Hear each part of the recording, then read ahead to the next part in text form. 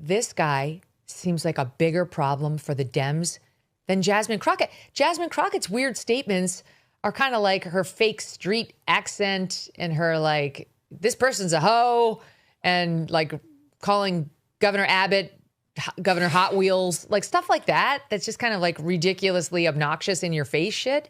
But it's not over the top, weird, woke shit like this guy, James Talarico, like here in SOT 13. I want us all to be aware of is that modern science obviously recognizes that there are many more than 2 biological sexes. In fact, there are 6, which honestly, modern science surprised me too, because I am not well versed in this issue area. I'm not a scientist. I'm a politician, a lot worse than a scientist.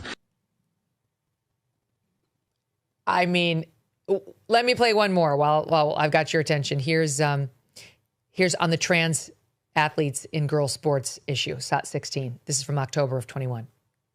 Before my constituents elected me to this body, I taught middle school.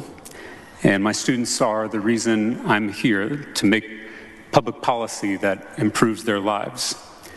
But instead, we're doing this, endangering the lives of some of our most vulnerable children to solve a problem that doesn't exist. When she laid out this bill in front of the Public Education Committee, Representative Swanson summed up the justification for this legislation in one sentence. She said, if one girl loses a game, this bill is worth it. I guess we just have a different moral yardstick. Because I say if one trans child dies to protect someone's damn trophy, this bill is grotesque. How are they going to die because they can't run on the girls' track team, Jim?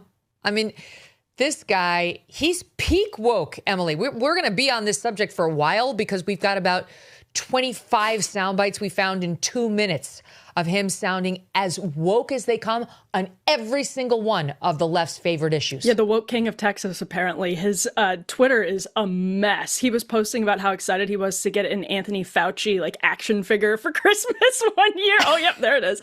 Incredible work. Oh my God. Wait, I'm disconnecting for a second. I'll be right back. Hold on.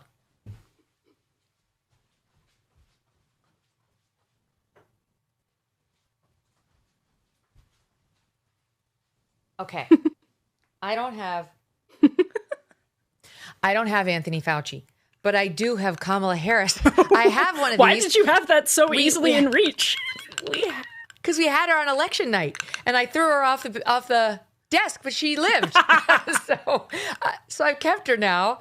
But he has one of these of Anthony Fauci for real. And then he posted he's about actually it. excited about his. Yes, it's not just like peak woke behavior. It's like cringe millennial progressivism, and it's going to be a huge problem for him, who, by the way, I think has otherwise tried very hard to run a campaign that is focused on saying the divide isn't left versus right, it's top versus bottom, which is a good line. I don't think that's a bad line. Like it's a good branding exercise. But now I don't think any gay man should be talking about top versus bottom. Is he gay though? I don't know. Is he gay? I don't know. No, I don't know. I don't know if he's gay, but he seems gay. He's given gay. Just gonna say. Well, yeah, I genuinely don't know. That is interesting. But he's single. Oh, I don't know, how old is he, Steve? Do we know how old is he? He's 36 and single. Okay, well that doesn't mean you're gay, but he gives off some gay vibes. Steve voted Crockett. Okay, yes.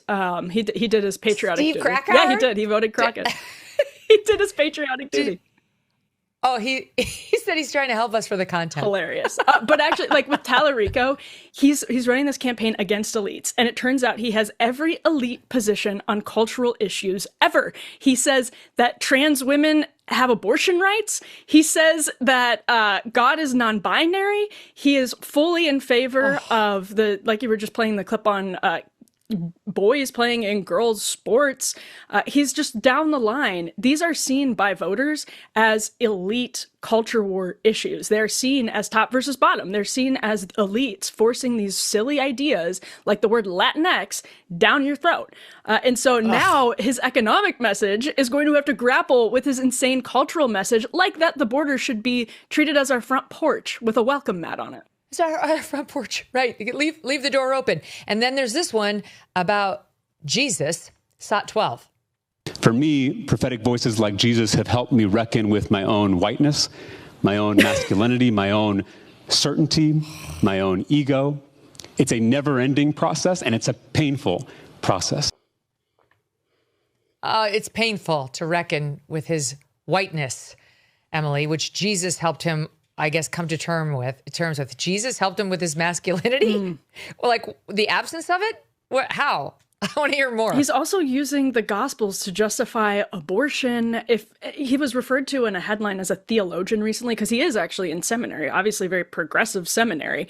And to most Christians, this is going to hit them as insane and inauthentic. So if they thought that Talarico being able to, I mean, he went on Joe Rogan, and Rogan said, you should run for president, because he was really taken by the message. And there are some... Joe. There are some normal people who hear a Dem speaking in the language of Christianity, and they're like, oh, I can see how this makes you different than a Beto, or this makes you different from a totally secular person. But I actually think what's now going to happen is it makes him look inauthentic, because it makes him look like he's not actually speaking for most evangelicals or most Protestants in Texas. It's going to make him look weird. And it is weird. It's weird stuff.